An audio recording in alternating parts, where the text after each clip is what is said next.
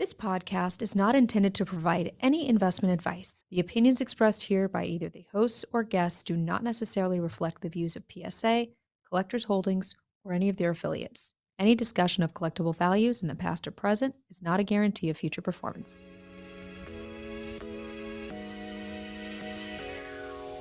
Hello, everyone, and welcome back to the PSA Pod. It feels really good to say that again.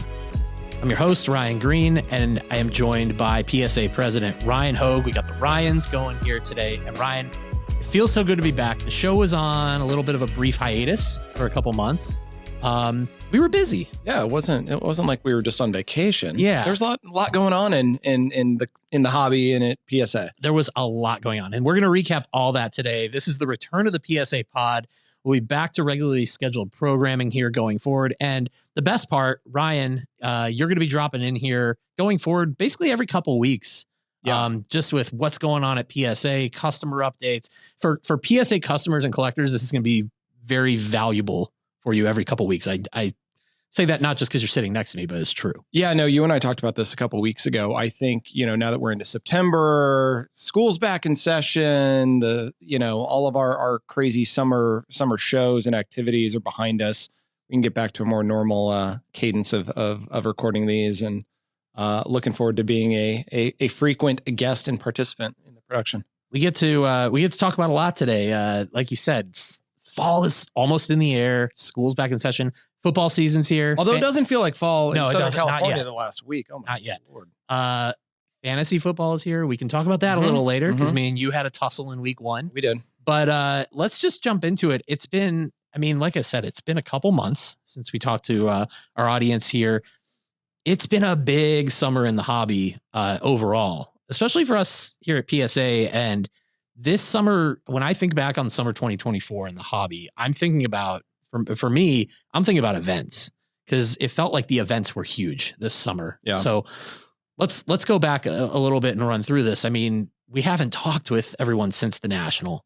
Obviously, it's the event of the year in the hobby. Yeah. What were your favorite highlights? What's when you look back on the National now, still almost 2 months later, like what's still just really resonating with you? So it's interesting going into that National. I had actually never been to Cleveland. Yeah. So it was a new city for me. I've been to Chicago, dozen plus times, but wasn't sure what to expect. Really liked the city of Cleveland. Thought it was really cool. Stayed downtown. I didn't like the commute out to the convention center. That was a little annoying versus in Rosemont where you can just kind of walk across the street from the hotels. But got to go to some really nice restaurants and meet with a lot of really cool people there. And the weather was awesome the whole week we were there, which was great. And I was in town pretty much the whole week. I think I got in Monday and was there till Sunday. The show itself, I wasn't sure what to expect from an attendance standpoint. I think I was blown away by the number of people that were there relative to Chicago. I kind of liked the layout of the show, how they had it set up. We were in like the one larger room. We were at kind of one end, and eBay and Heritage and Fanatics were kind of at the other end of the larger room, with lots of normal dealers kind of in between. So it was really easy to get around. Air conditioning, was fine. It was working relative to some past Nationals where it's been super hot. The food choices were pretty cool. They had food trucks and stuff throughout. I know the bathroom situation was a little rough for folks at the beginning. They were kind of scattered, but once you kind of figured out where those were, it ended up going pretty smooth. The other side of the building had more like the breaking space for whatnot. Equally as crowded though, a lot of people. I think the trade nights were pretty popular. I didn't happen to go to any of them, but I would see the line when I was kind of leaving at the end of the day for people waiting to get into trade night. And then, some of the booths there, specifically, I'm thinking of the Heritage one where it was really cool. Like it was walking through a museum. Some of the things that they had on display, obviously the Ruth jersey that it sold at their Platinum Night auction, at the end of August for that, $24 million. That was on display amongst maybe a dozen other really notable jerseys. So it was really cool. I had a chance to break away one morning and walk over there before the crowds got in and see everything. They also had a really cool pop culture display too, with a bunch of Power Ranger stuff that I had never seen before, and some cool Star Trek and some other kind of pop culture centric things. So that was a highlight for me, kind of seeing that booth setup. It was cool that especially with the Ruth jersey sale, the fact that our PSA photo matching service that went live this, earlier this year, had kind of direct tie to that. Yeah, that was actually the first PSA photo matched item. Yeah. That we did. So really cool to have such an iconic piece be the first one that kind of came across our desk. What was your general feel, talking about the show floor? It felt like what we saw on the show floor in Cleveland and, at some other shows the rest of the summer was really indicative of like a lot of action and really indicative of just kind of what's been happening with the sports card market as a whole the last couple of months, specifically August. Yeah, I think the market in general is pretty healthy right now. Yeah. I'm not seeing a lot of crazy bubbly prices, but there's a lot of active participants, lots of buying and selling. Secondary prices have been pretty strong across lots of different categories. It's not just isolated to one subset. Yeah. If you look at, a lot of the card ladder indexes, many of them are trending up the last 90 days, which is great to see. We had that at the beginning of the year too. There was a little bit of a bounce back in Q1, and then things softened up a little bit as we got into April. But yeah, things are running pretty well right now without getting too frothy.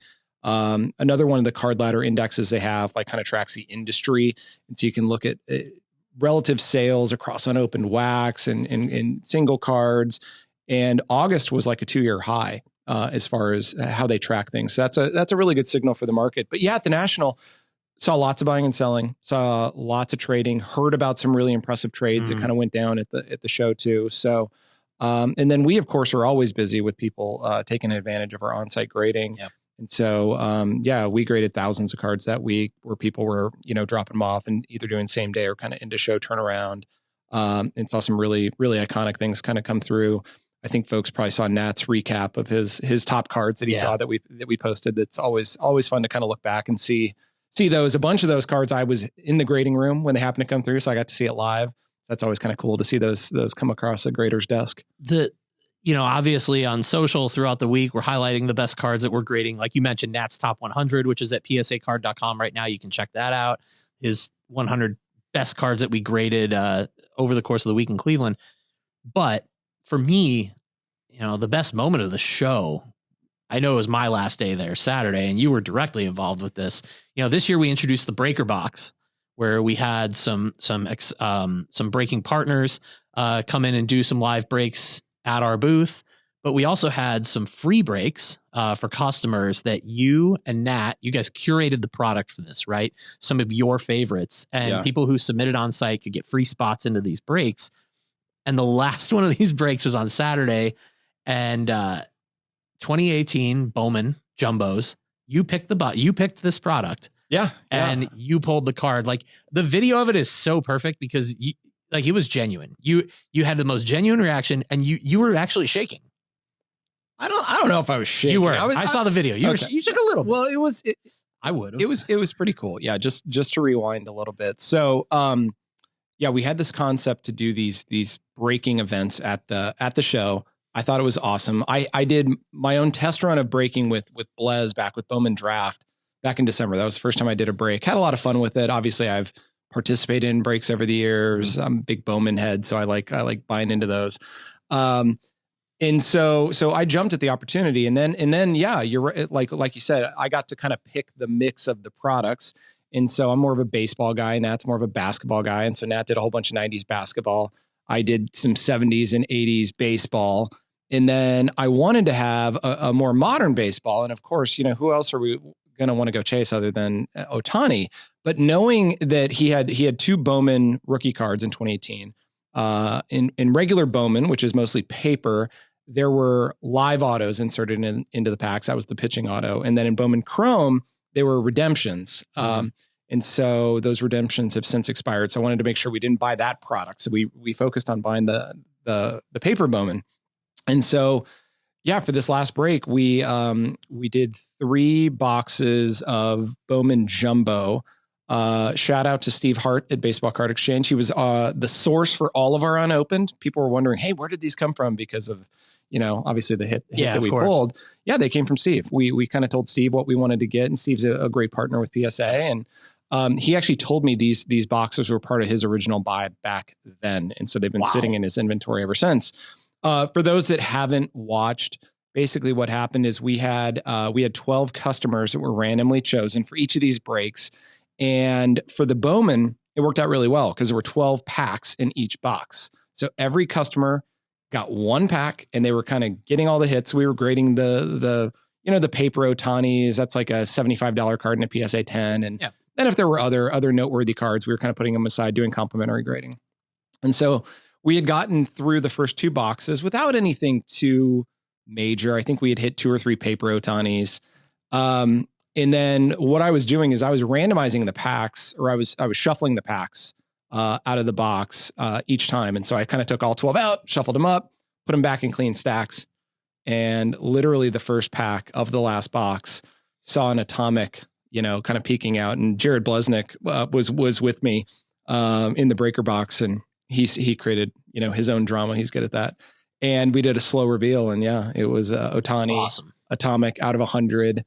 Card ended up, we did expedited free grading on it, and it graded a 10 on the card and a 10 on the auto, which that auto is typically pretty streaky. And this card was just super awesome. And then, the lucky customer that won it, I think, is keeping it in his collection for now. We had extended an offer if he wanted to vault it and keep it in the PSA Vault to have it insured and protected. But he wanted to take it with him. So awesome. We created some content with him. He was super happy. He was just a guy that was grading some Caitlin Clark cards in person. That's what he came to do. And he was the lucky winner of this one. It'll be my favorite visual memory of the whole show. I was about 20 feet away from the breaker box outside. I wasn't in the box when it happened. And there was a big crowd of people around. And all of a sudden you just heard this explosion of sound. And I looked, and above the sea of people, all you could see was Jared Blesnick's head kind of bobbing up and down in the crowd because he was jumping in the box. And you knew right there, they hit something big of Otani. And there's great video of you, Jared, and Neil from our marketing team all in there, just like having these natural visceral reactions to hitting that card. It was awesome. Oh, it was so fun. I mean, that is the biggest card I've ever personally pulled out of a box. And, I'll be honest with you, that was the last box of the break.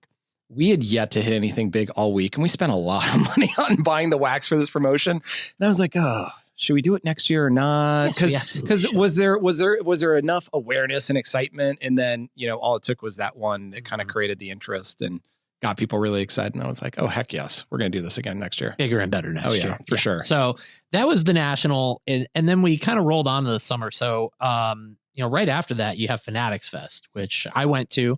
Not really knowing what to expect from it, but really impressed with sort of the bringing together of having your traditional hobby, card show in one portion of the room.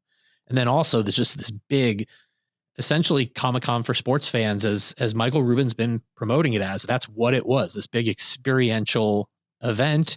It was something totally different, and this was their first crack at it. There's going to be more going forward, and I'm really excited to see how they're building it moving forward into 2025. What was your impression of having all the athletes there? That was great. Yeah. I told multiple people this when I got back. My favorite part of it was, you see all this promotion for a show, and you see all this big roster of athletes and celebrities and guests that are going to be there. And your thought is, okay, they'll be walked in through the back of the house. They'll go to their little station where, they're doing meet and greets and signing autographs and taking pictures, and then they'll leave through back of house. And that's kind of that. So basically, to get any access, you got to purchase a ticket to get in the line. And we realized day one, that was not going to be the case. Like, Gronk and Tom Brady, first thing, Friday morning at the start of the show, they're walking the show floor and they're being paraded through the show floor. They have security with them, but like people could get like up close and personal. And that was the case all weekend. And Fanatics did an excellent job just sharing content of this in real time and social. You saw it. They had everyone from Jake Paul to influencers like Livy Dunn and like all of them interacting on the show floor, interacting with fans at the booths. I thought that part of it was really cool. You can say something's going to be experiential, but to make it legitimately experiential is another step. I was very impressed. And I think a lot of those athletes and kind of influencers and celebrities are legitimately getting into cards. Like I have it on pretty good information that like Tom Brady is legitimately getting into the hobby. Yeah. So like, that's cool. That's fun to see. It is. And I saw multiple athletes, really like interacting at the dealer tables. And, I talked with there was the video of Tom Brady interacting with one of the tables. And I had a conversation with the dealer the following week at the Burbank Card Show, and just getting like kind of a little more insight on what that interaction was like. It was so cool. So like we said, the Fanatics Fest, I think when you juxtapose that with the National a couple weeks earlier, I think they're two totally different beasts, and there's room for both, obviously, in the hobby. So I'm really interested to see what they do going forward. And then, you go back a week later, the Burbank Card Show, which has now been rebranded to the West Coast Card Show, which is really, it's like a true hardcore card show. And really it's established itself as the biggest show on the West Coast. And the traffic there, you were there for one night. I was there for one day. The foot traffic, the dealing going on, the attendance, it was really strong. Yeah. I went the preview night. I did not go last year, but I went the year before. So this was the second Burbank show that I've been to. PSA was set up there we did courier grading. It's only about 15 minutes from our office here in Santa Ana. So on Thursday, folks that were dropping off at the preview event could drop off and then have their cards brought back later in the weekend. And then otherwise the rest of the weekend, we were just kind of offering take home submissions. Similar to what we did at Fanatics Fest, where we did kind of courier right at the beginning to our Jersey City office and then did take homes the rest of the show. So I was there kind of seeing how our booth was set up and what kind of traffic we had. And then I actually walked the show floor, talked to a bunch of dealers, some customers that were there, a couple partners. Really, I mean, I like the mix of the tables. You had some vintage guys, lots of ultra modern, some really cool sealed wax. A lot of TCG. So it was a really good kind of mix. Depending on what you're into collecting, there's a really good chance you'd find something that struck your fancy at the show.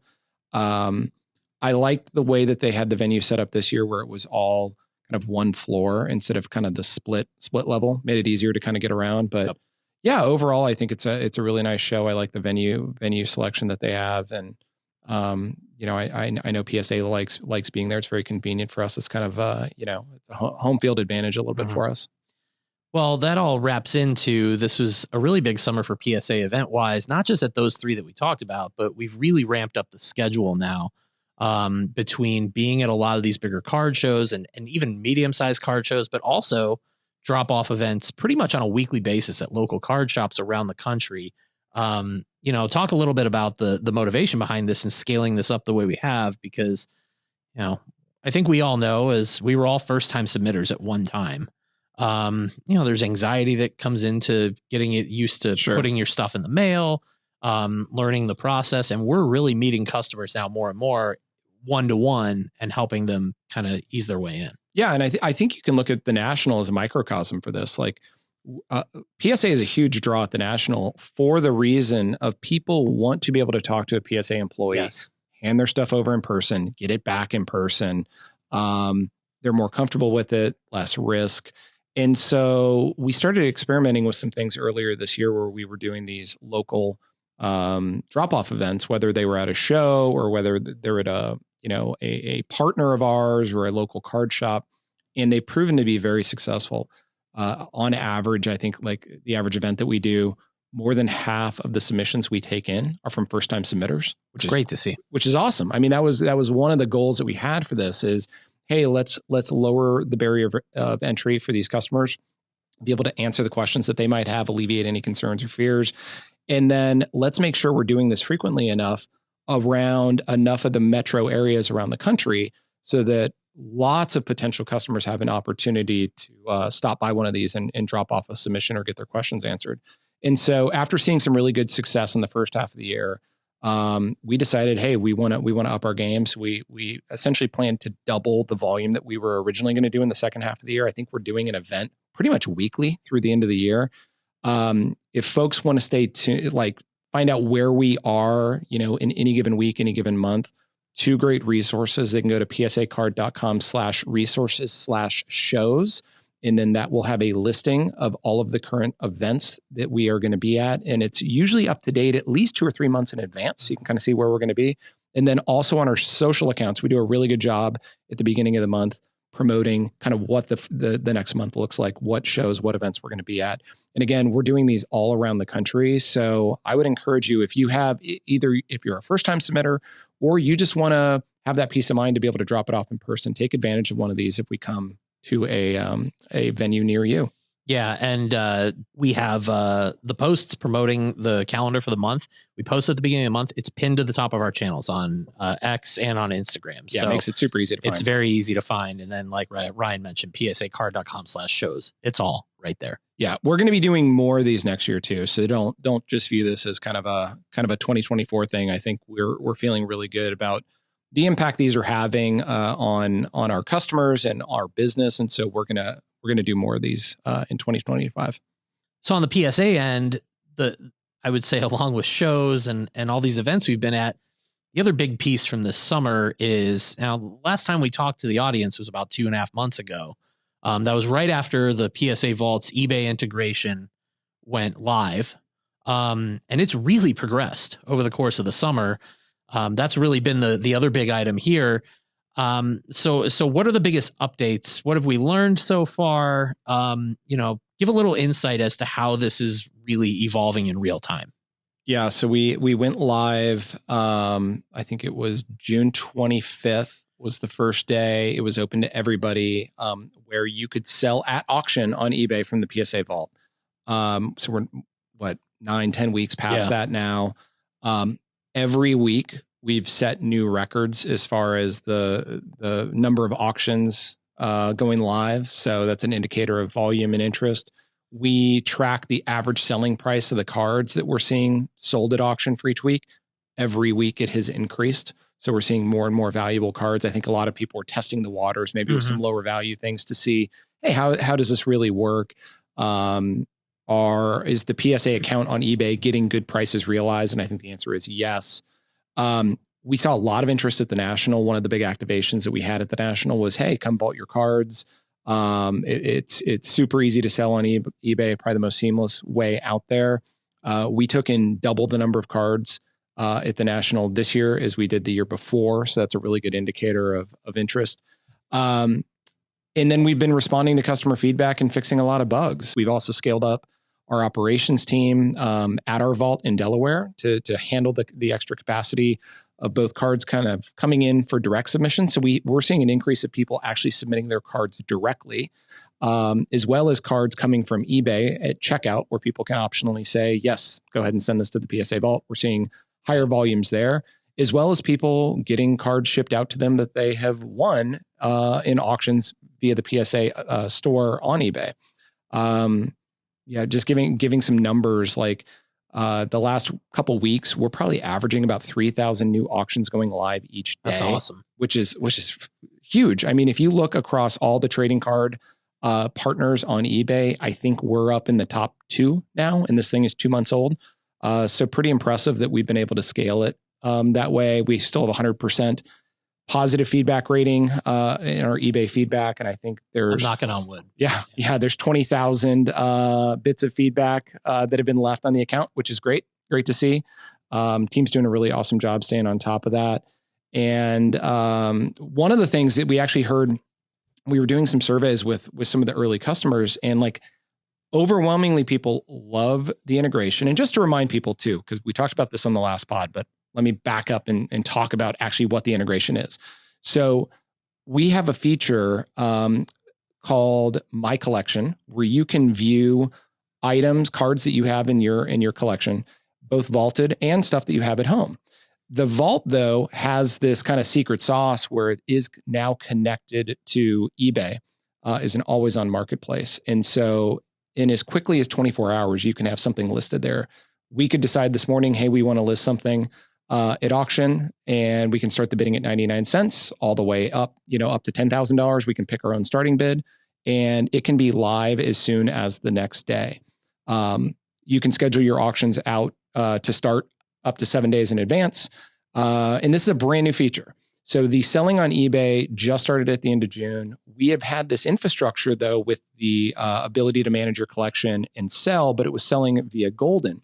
And we launched that about 1.5 years ago. And so we've now replaced the Golden marketplace with eBay, where there are millions of buyers and sellers. And so what we're seeing now is this level of excitement because you've got so many ready buyers out there for your cards across all different categories, whether it's Pokemon, One Piece, Ultramodern Sports, Vintage. We're seeing all sorts of different cards, different eras, even different grading companies be sold on our store. So the Vault supports cards from SGC, graded by Beckett, graded by CGC. So those can be sold there as well. And so anyway, back to the feedback we heard. So one of the bits of feedback that we heard from customers was, hey, love the service, love the integration. It's so seamless. I can, choose to vault something right from my grading order and then have it for sale as soon as the grades are complete. But it takes a while to get paid. And so one of the things that we looked at is the logic that we had in place on when we were triggering payouts to the customer's checking account. And you can link up via ACH or your debit card and pretty much just get deposits as soon as we do payouts, and all the payouts are handled via Stripe. So it's a really easy process, but it was taking a little bit longer. And especially if a weekend factored in there, you could be maybe waiting, 7, 8, 9 days potentially from when your auction ended. And so now we've changed the logic. And so we're actually doing a payout within 2 days of us getting paid via eBay. So eBay has a signal, basically says, hey, this item was paid for. We generally ship within 48 hours. We will pay you, the consignor, as soon as we ship that item. So within 48 hours, people have noticed. We're getting awesome feedback on that. Yeah. And I think we have some of the fastest payouts now in the whole industry. I definitely noticed it with my last round of items that I just put in there for testing and selling. It's, obviously, maybe I'm going to sound a little biased, but I can't really stress enough how easy it is. It's kind of scary how easy it is. It really makes it. I'm one of those people, I love selling stuff on my own on eBay. Yeah. And it's kind of really shifted me away from that. I like the ease of it, not having to, if I sell multiple items at once, not having to mess with all the shipping and labels and going to the post office and all that just the convenience of it is crazy. I mean, that's the thing is I think it really removes a lot of the hassles that come with selling on your own. Like you said, having to deal with non-paying bidders, having to deal with printing shipping labels, going to the post office.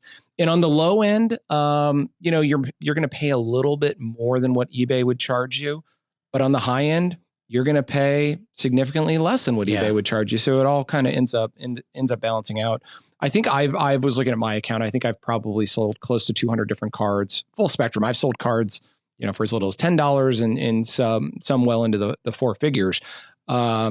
And it's been awesome. It's such a great experience.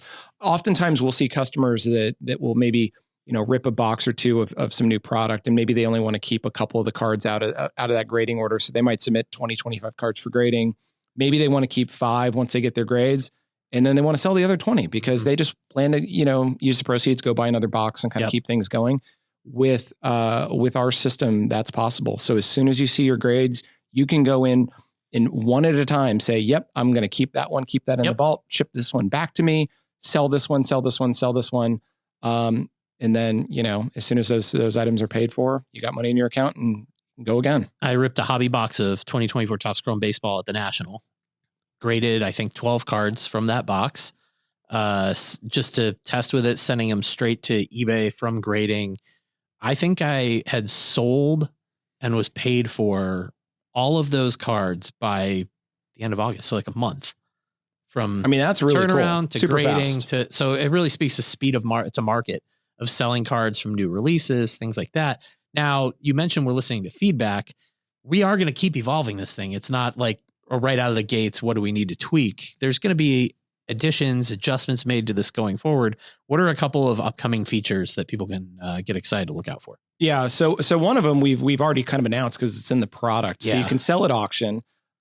We are working on being able to sell at fixed price. So kind of a buy it now. You can set your price. Some people are artificially trying to do this anyway by having starting bid prices go up high. And so some items will sit there, if they've kind of overpriced them. But we're going to have a real buy it now type experience in the product in Q4 of this year. Team's working on it.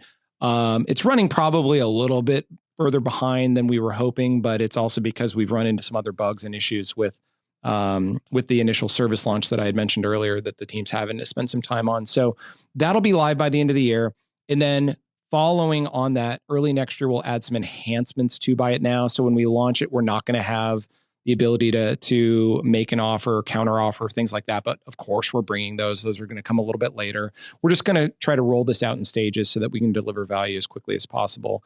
One of the other things too that we've heard some feedback on, and that I know I experienced personally, is when you're looking at your vault and you're looking at, say, your sold items, you have no ability to kind of sort how that information is presented. And it seems a little random, actually. I was trying to find a card that I had sold recently, and it ended up being closer to the bottom of my list there, even though it sold recently. It's because the default, sorting logic is based on when that item was vaulted, not necessarily when it was sold. And so we're going to add the ability for people to control, how stuff is represented visually. And I know the team's working on that, and they have dozens of other feature enhancements that they're working on going into next year. So I think the team's going to stay busy. I think customers will see continued innovation here. And PSA is committed to this new service offering that we have. We really appreciate, the thousands of people that have used it in the first couple months. That's awesome. Yeah. And if you haven't played around with My Collection yet, all these new features you can do all of it on the PSA app. Latest update is available right now. Yeah, the mobile app's a great app store. Yeah, mobile app's a great way to do it. Like, I think one thing too that people might miss, we were just talking about how once your grades are ready, you have the ability, you have that control to say sell, vault, ship home. That window can be pretty tight. And so I think a lot of people miss that. That's another one that we're trying to get a little bit smarter with, because we know people want their orders completed as quickly as possible, but we also want to give people a chance to decide what they want to do there at the end. So I would say, if you want to try this out, pay attention and look pretty quickly after you get that notification that your grades are ready, or you get the grade already email. Go in there, take a look. You'll see some controls on what's possible, but test it out. I think folks will like it. Well, moving forward, one last item we want to talk about as we're just kind of looking over this whole gap since we were last here, our September specials that are now live. I know there's going to be some updates to kind of how we do grading specials every month that you want to talk about. Just as a reminder for folks, psacard.com/specials. You can click to it from the banner on our homepage as well right now through the end of September.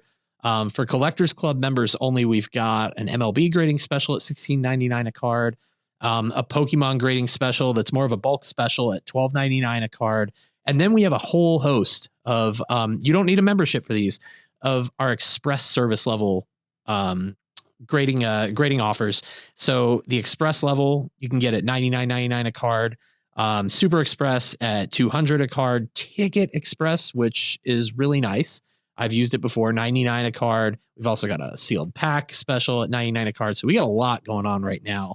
But talk about how you kind of envision this going forward as we get in towards the end of 2024. Yeah. No, I would say if you've got some higher value items and or items you want back very quickly, definitely take advantage of those kind of premium service offerings. Those are really aggressive prices, and we've run these once or twice before in the last year. So I think take advantage of those if you have them, whether it's, tickets, packs or cards. Specials in general, we know they're super popular. It's one of the key benefits to our Collectors Club memberships that we offer. Every month we're running different promotions. We try to make sure that we're delivering specials that appeal to our entire audience of collectors. We know we have vintage collectors, we've got TCG collectors, we've got the ultra modern collectors. And so we try to do a pretty good job rotating through those different programs to make sure people are getting value multiple times a year.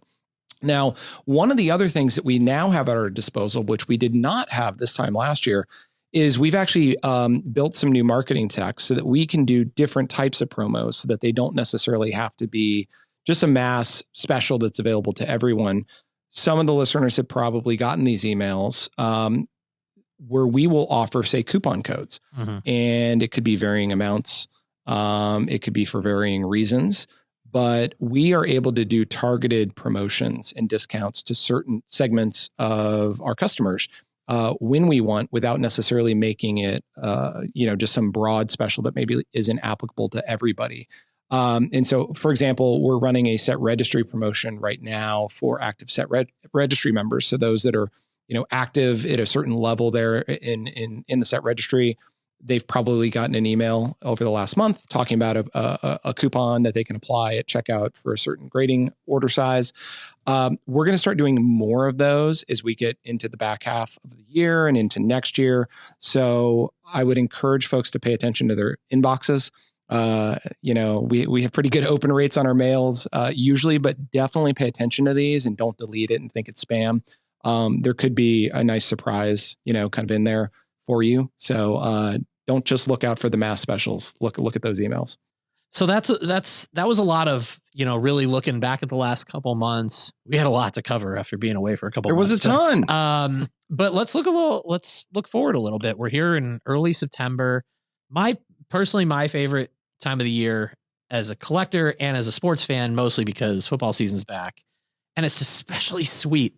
We're coming off week 1 when you had a great weekend in fantasy, right? Yeah. No, we're recording this on a Monday morning after the first NFL weekend Sunday. At NFL Sunday. Yeah, I played 9 holes of golf yesterday morning, but got home before kickoff of the first game and really didn't leave my couch for at least 6 hours. Just how it should be. Yeah, it was fun. I had the red zone on with our guy Scott Hansen, and then afternoon games, I had to watch my 2 teams. I watched the Cowboys and got to hear how Brady did his first game. And then I had the Seahawks on. So you had a good Sunday as a fan. So look, I'm a YouTube TV subscriber and I paid the $300 something for the Sunday ticket.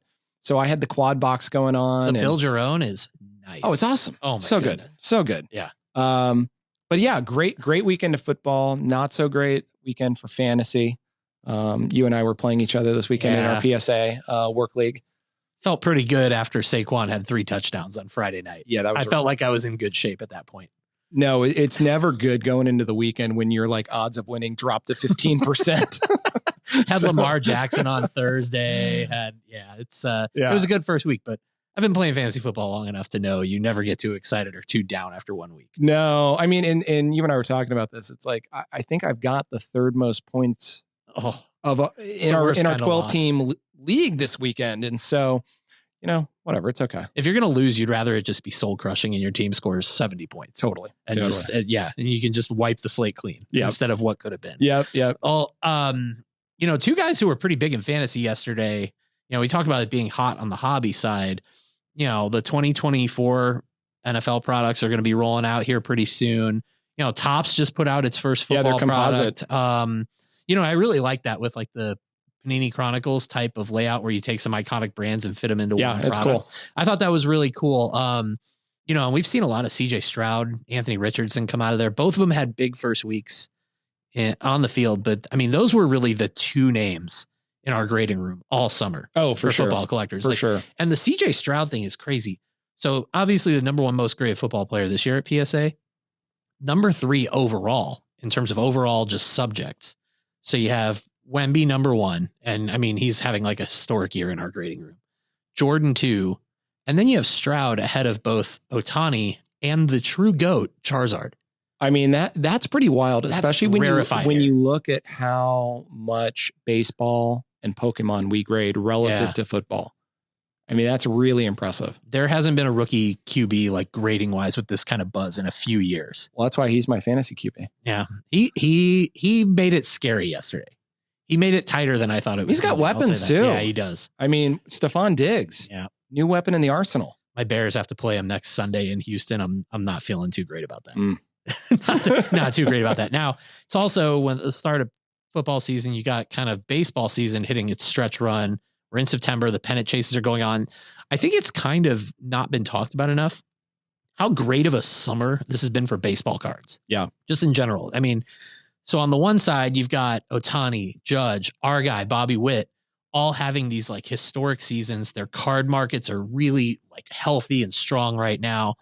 That's made for some really good action. But also you pair that with the 2024 products coming out with this incredible rookie class where you got like Jackson Merrill, Jason Dominguez, who's tearing it up in AAA. His cards are there. Jackson Holiday, Churio, Hey, who's don't kind of flying under the don't radar. forget about Wyatt Langford. I mean, my goodness. Wyatt Langford had walk-off grand slam last week, and he's had another walk-off and hit for the cycle this year. So just naming all those names, which of these 2024 rookies are you, like, card-wise, just most excited for the next couple of years? I can go first if you want. Why don't you go first? I don't want to be a homer with my Texas Ranger loyalty. I'm a Cubs fan, so this pains me to say, but like Jackson Churio. I was going to say his stats and just how he looks on the field. He's 20 years old. Yeah. Electric. It's pretty crazy to think of that. I mean, he's not even going to hit his physical prime for 5-6 more years, and he already looks the part. Yeah. That's a guy I'm really excited about. I'm not excited about, I feel right now like I did when Ryan Braun was first coming up. And I'm like, I really like watching this guy play, but I know he's going to torch me for the next decade. Yeah. That's how I'm feeling right now with Churio. No, that guy is super talented. I've watched some of his highlights. I haven't watched a lot of Brewers games, but I've been looking at his stats. Yeah. Super impressive across the board. Nobody watches a lot of Brewers games. No, 5-tool player though, for sure. I mean, the guys that I'm excited about, I mean, I was mentioning Wyatt Langford. I think he has got a swing that is so tight and compact. It reminds me of Mike Trout's swing a little bit. I think it's going to lend itself to high, ball in play, high contact rate, and he's got the power. And I'm a Rangers fan, so kind of fun to see that. And I like seeing somebody that, got drafted a year ago already having an impact in the majors, the next season. I feel like we're seeing more of that the last couple of years with these high end college stars. Yeah. Like getting to the majors fast. Yeah. I think it's good we talk about things from a hobby perspective. I think that's great for the hobby. No, it's cool. You have these guys who have their first Bowman and then their top rookie card in consecutive years. It's more like NBA and NFL in that regard, where, the crop are making an impact almost immediately. Every pack of Bowman you're opening, you're not waiting 3-4 years for each guy. There's some actual, like, this guy's going to get hot now and get to the show. Well, speaking of waiting forever, though, we have Jason Dominguez still. He's just blocked. But he's tearing it up in the minors. So, and he's still what is he? 20, 21? 21, I believe. Yeah. Super young. Yeah. And his cards are now 4 years old. His first Bowman. So yeah, he'll be exciting to watch next year. And then on the TCG side in September, we got to give a shout out PSA Magazine. This is the TCG and Pop Culture Edition launched this summer. It's been really popular so far. We've had some really interesting, things that launch, like the One Piece promo card. Yeah. Right. That was massive in the July issue.